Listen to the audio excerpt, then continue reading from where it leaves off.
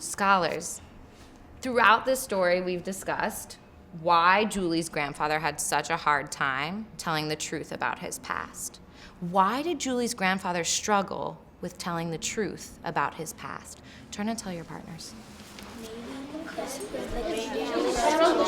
he was embarrassed. Because he didn't. They were like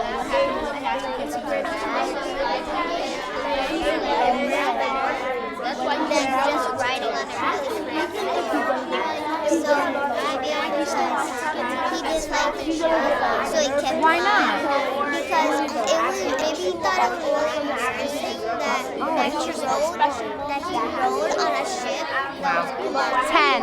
10, 9, 8, 7, 6, 5. 2 circles, please. 4, 3, 2, and 1. Anthony and Makai, you're going to start with that question. Why did Julie's grandfather have a hard time telling the truth about his past? Go ahead. Like if you're embarrassed to tell your past, you're like you don't really want anybody to know. And his past was probably horrible, and he was afraid to tell Julie. So I heard this group make an excellent point that it's possible that not only is Julie's grandfather embarrassed about his past because he has some horrible memories, but also he wants to make it fun for Julie. And the story of immigrating to America is not always this bright, cheerful thing.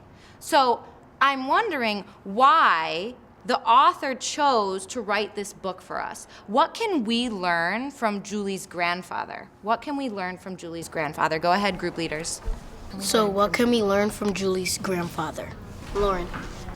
Imagination doesn't have to be in all stories. When he stopped telling lies, when he said we have each other, he was actually telling the truth. Like, the grandmother was telling the real story, which was even more misery than the fake stories. So how can we apply this to our lives? By not telling lies to our friends. Why not? Because if you tell lies, then they might actually believe you.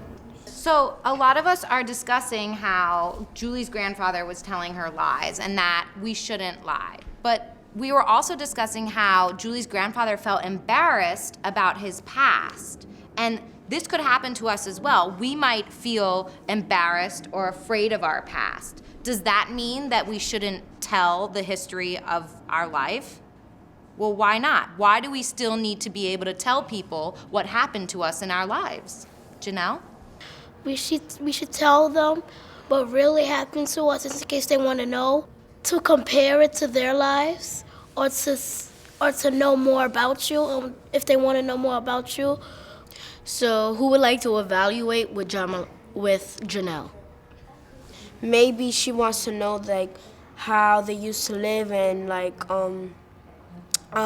their history and how they used to be in Russia and the difference when they came to the United States. What can we learn from Julie's grandfather, Daphne? We can learn that even though the past is kind of embarrassing, we should still tell the truth. Because later in the future, good things might happen. Who would like to evaluate?